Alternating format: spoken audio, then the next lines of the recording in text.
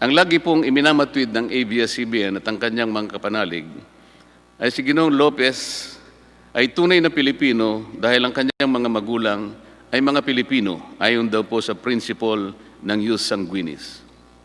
Kailangan po nating liwanagin ito.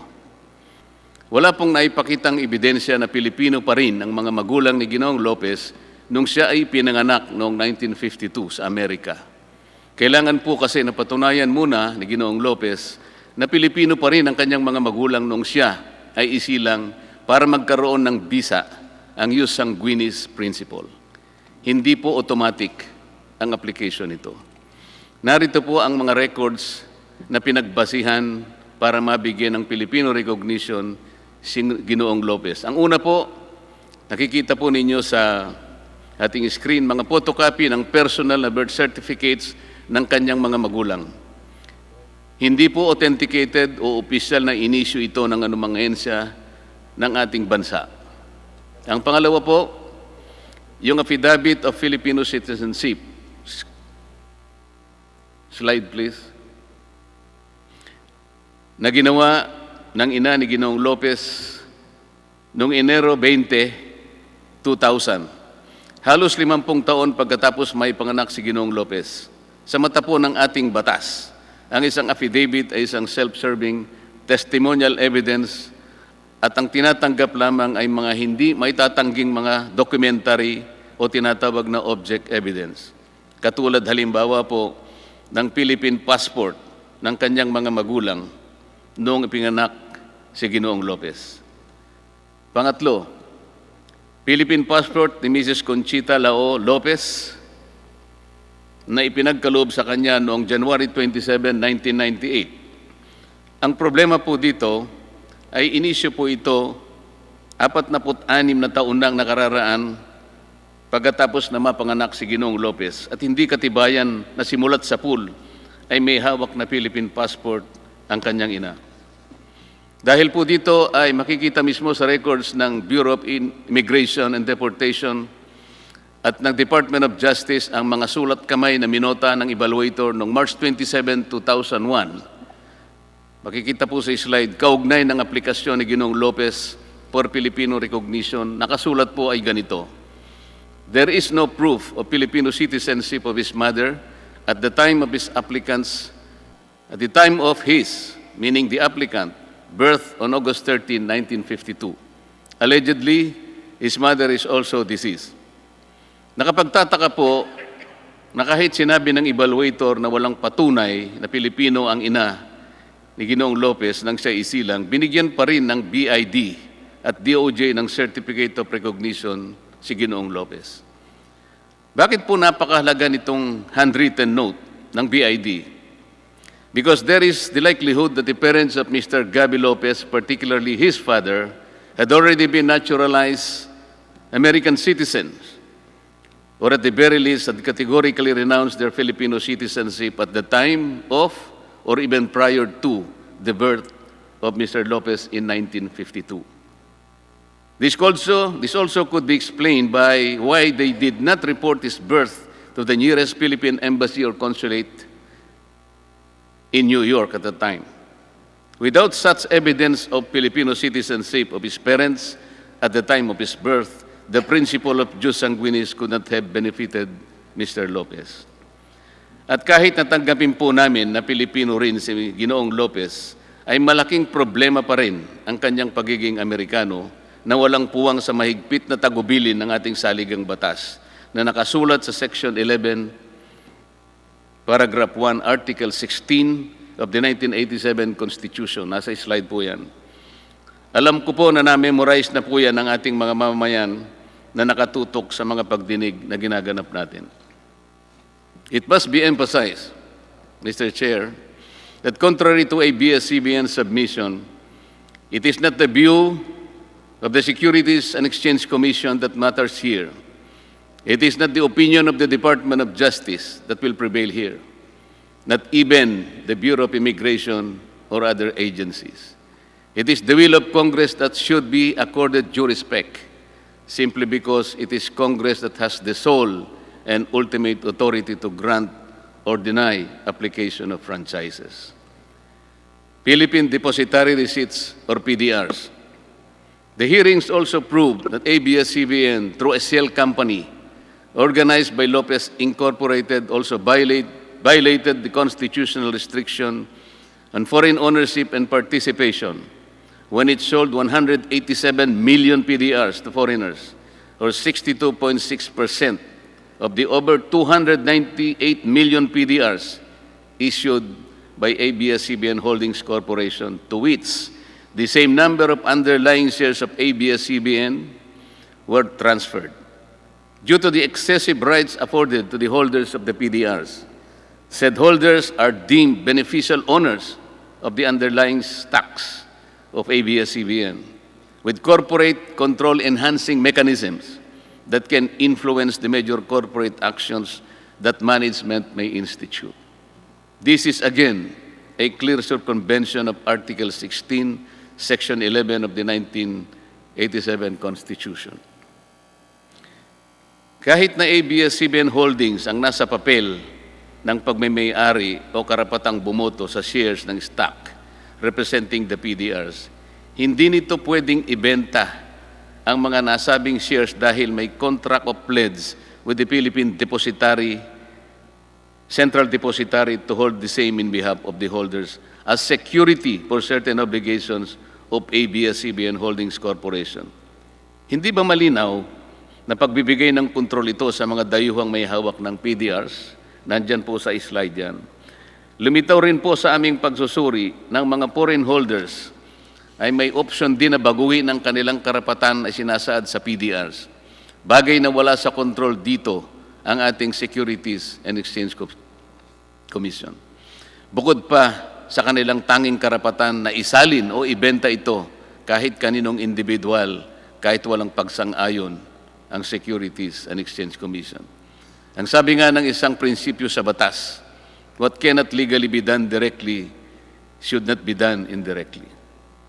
Sa madaling salita, Mr. Chair, ang iminamatid dito ng ABS-CBN ay ginamit naman daw ang PDRs bilang isang legal na instrumento sa maraming bansa. Ngunit ang hindi nila sinasabi ay wala namang restrictions ang mga ibang bansa tungkol sa pagmamay-ari o pamamalakad ng mass media sa kanilang mga bansa, gaya ng tagubilin sa atin. Gaya po sa Amerika, kahit 100% Filipino-owned ang TV or radio company, papayagan po ito. TV Plus and KBO pay-per-view. During the hearings, it was also proved, without doubt, ABS-CBN violated its franchise by airing multiple channels through its TV Plus. It was also proved that it sold digital receivers of black boxes to the viewing public without the approval of the NTC. It was also proved that it offered pay-per-view events in TV Plus without the approval of the NTC. Pati nga po ang laban ni Senator Pacquiao at Mayweather na walang pahintulot mula sa NTC, pinalabas din na may bayad. Lahat po ng ito ay pinatunayan ng chairman o chairperson ng NTC nang tayo ay dumidinig sa mga bahaging ito. NTC itself confirmed that based on its existing regulations, ABS-CBN was not authorized to encrypt or lock non-paying public its TV Plus channels using its free-to-air frequency under its franchise. Nasa slide po yan. NTC under oath declared that ABS-CBN completely disregarded its order or letter to refrain from airing PPB or pay-per-view services without the conditional access system guidelines that are yet to be formulated. ABS-CBN even utilized the platforms of its subsidiaries, namely Sky Cable Corporation, Amcara Broadcasting Network, and ABS-CBN Convergence in launching these illegal activities which, by the way, also compromised the respective franchises that are also being considered along with that of ABS-CBN's. Nagkasala ang ABS-CBN dito ng maraming beses. Pinangunahan nito ang NTC habang ito ay abala pa sa paggawa ng reglamentong ipatutupad sa tinatawag na conditional access system para sa pay-per-view. Sinadya nila ito sa kagustuhan nilang makinabang at kumita kahit wala pang itinakdang regulasyon, taliwas sa nakasaad sa termino ng kanilang prangkisa. Kung susumahin nga po ang multa doon lamang sa pagbebenta at paggamit ng, sabihin na lang nating 5 milyon na black boxes sa loob ng 5 taon at 4 na buwan, ang kwenta po ay aabot sa 1.97 trillion pesos. Hindi pa po natin sinasama dyan ang violation ng multiple channels. Alleged black timing with Amcara. Ganito rin ang napatunayan na ginawa ng ABS-CBN nang gamitin nila ang Channel 43 para lumipat mula sa analog papunta sa digital system. Mula pa sa demonstration period na ibinigay ng NTC sa ABS-CBN, na hanggang June 30, 2015 lamang, ito ay nagpatuloy sa pag-broadcast ng TV Plus at pay-per-view incidents hanggang ito ay umabot ng 5 taon at 4 na buwan. At 1 taon bago matapos ang prangkisa ng ABS-CBN at Amcara, ay ibinenta ng ABS-CBN ang 49% ng kanyang pagmamayari dito sa Amcara na nagkukun black timing lang ang lahat para mapagtakpan ang paggamit ng TV Plus sa pag-akala nito ng prangkisa ng Amcara ay hindi mapapansin na paso na rin noon pang May 4, 2020. Nabuko pa ang ABS-CBN ng mapatunayan sa pagdinig na hindi black time ang arrangement nila, kundi isang usufruct na ipinagbabawal po sa prangkisa. Ito po ay dahil sa pag-amin na rin ni Ginoong Karandang na halos 24 na taon ay ABS-CBN ang gumagamit ng kanilang frequency gamit ang sariling logo, tauhan at pasilidad sa pag-ere ng kanilang programa. Pati nga ang kanilang transmitter na pinatunayan ng NTC at ni Ginoong Karandang na patuloy na ginagamit kahit sila ay may cease and desist order na tinanggap mula sa NTC noong May 5, 2020. Sa kabila po ng pagsiguro sa akin ni Ginoong Carlo Katigbak na sarado na ito dahil sa raw mismo ang nag-utos. Marami po ang makakasuhan ng perjury rito. For 24 hours a day, 7 days a week, for the past 24 years, ABS-CBN did broadcast all its shows through the Studio 23 frequency of Amcara with only 3 hours sign-off. Nasa slide po yan. Amcara has no shows of its own. It has no other client except ABS-CBN. This is usufruct, not black timing. And ABS-CBN and Amcara have to face the legal consequences for this deliberate misrepresentation.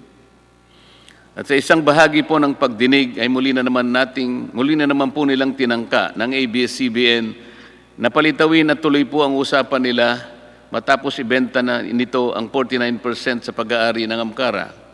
Nang tanungin ko po ang Amcara kung papaano nila ito gagawin, samantalang mayroon ng petisyon sa NTC na pagtibayin ng deed of assignment ng Amcara at Asian Multimedia and Production Company na kanilang pinagkasunduan noon Marso 12, 2019, ay wala na pong naisagot si Ginoong Karandang at inamin na po niya lahat na napatunayan ng bahaging ito ng ating pagdinig. Ang Asian Multimedia ay pag-aari ni Ginoong Federico Garcia, isang retiradong opisyal ng ABS-CBN. This surreptitious use of Amcara as an artifice demonstrates a familiar pattern, Mr. Chair. Ibinabato-bato na lang ang pagtitiwala ng sambayan ng Pilipino. ABS-CBN is more of serving itself, its benefit, and all the perks that go with it. ABS-CBN's doubtful title to their properties. Hindi lang po ang Filipino citizenship ni Ginoong Lopez ang kaduda-duda. Maging ang mga titulo ng ABS-CBN sa mga pag-aaring biglang naibalik sa kanila pagkatapos ng EDSA Revolution ay kaduda-duda rin. Mula sa salaysay ni po ay walang maipakitang record ng arbitration na nauukol sa pagmemayari ng ABS-CBN. Even the title to their property. Kong Marcoleta, suspend muna tayo sandali. May technical difficulty lang. Hearing suspended.